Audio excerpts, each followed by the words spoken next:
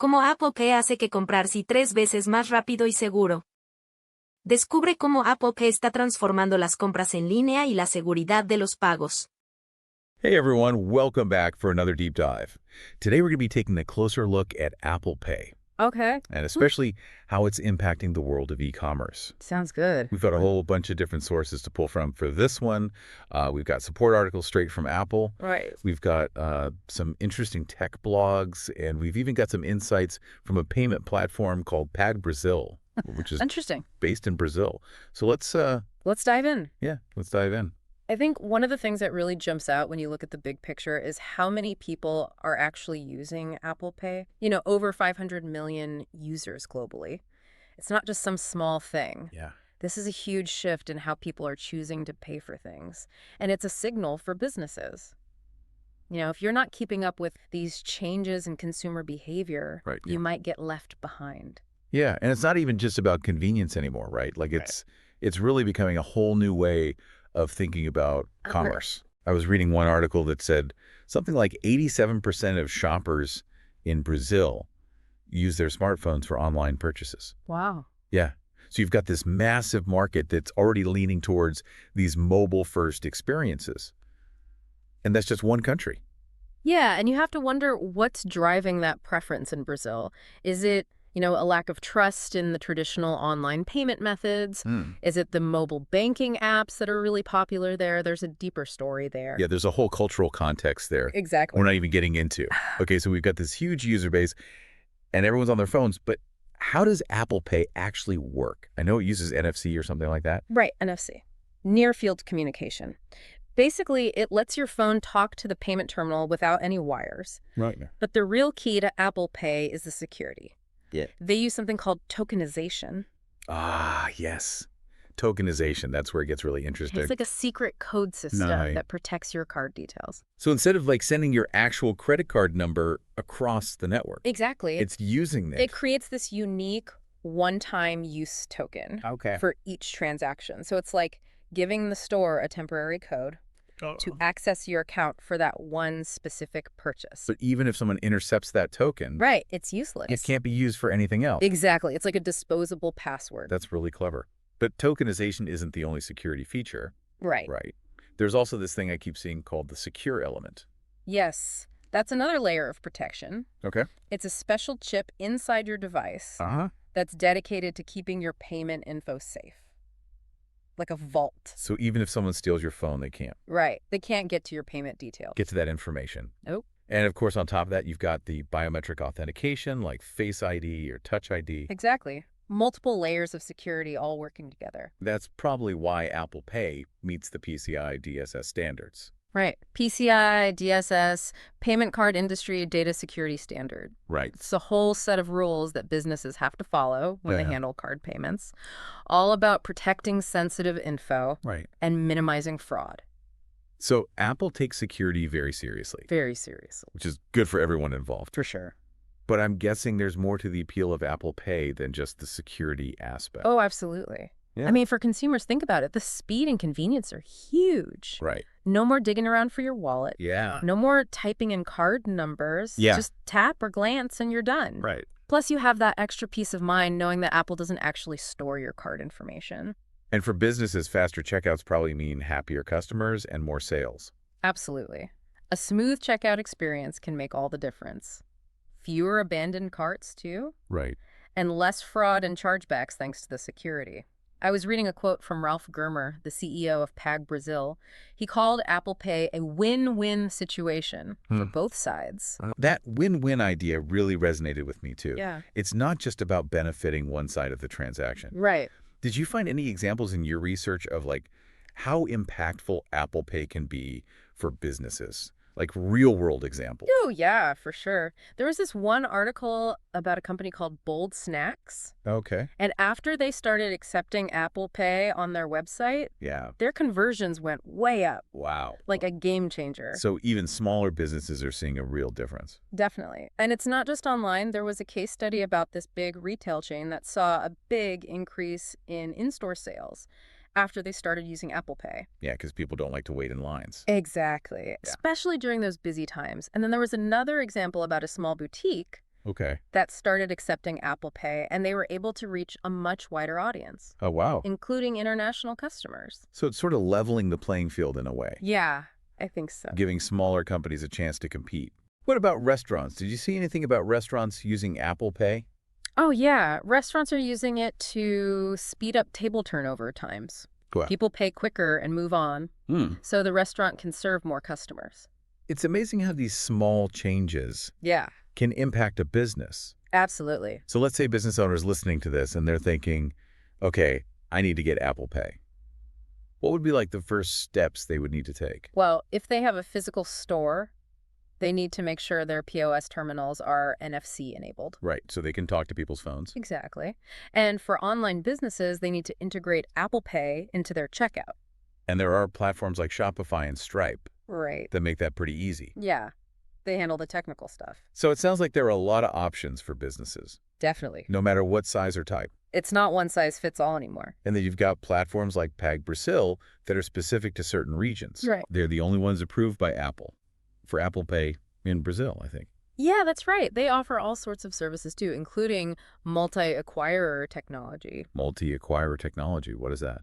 It means they can work with lots of different banks and financial institutions, so businesses have more flexibility and maybe even better rates. So it seems like businesses have a lot of options A lot of choices. for integrating Apple Pay, For sure. and they could just choose the best fit for their needs. Exactly. It's really interesting how payment technology is evolving Yeah, it is. and adapting to local needs. It's really impressive. It really shows how Apple Pay is pushing the boundaries of commerce. Pushing the boundaries. But where do we go from here? What does the future hold? That's the big question, isn't it? Yeah, Yeah. the million-dollar question.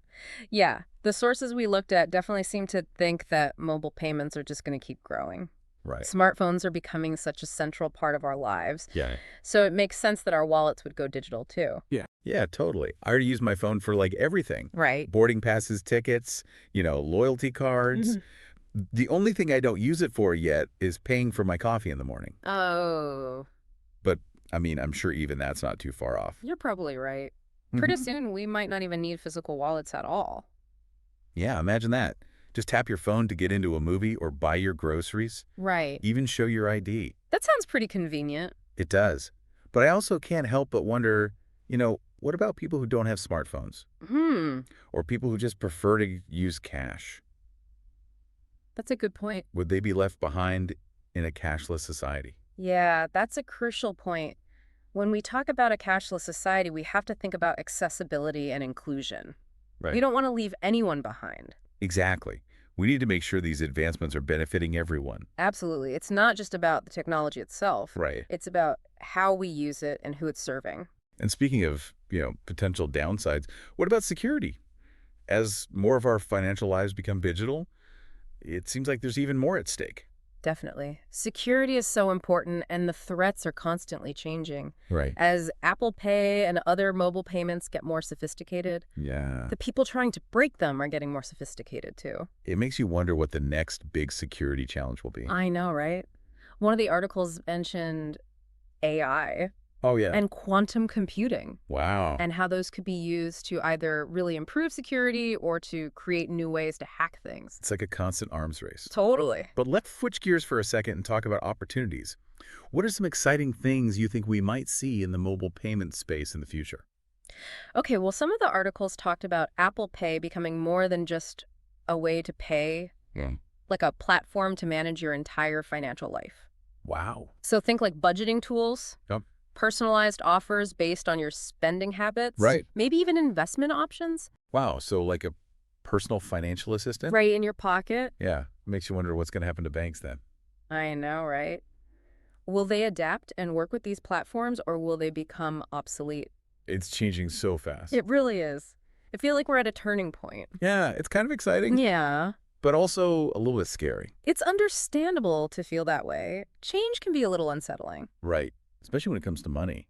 But change can also be good. It can lead to progress. Yeah, that's true.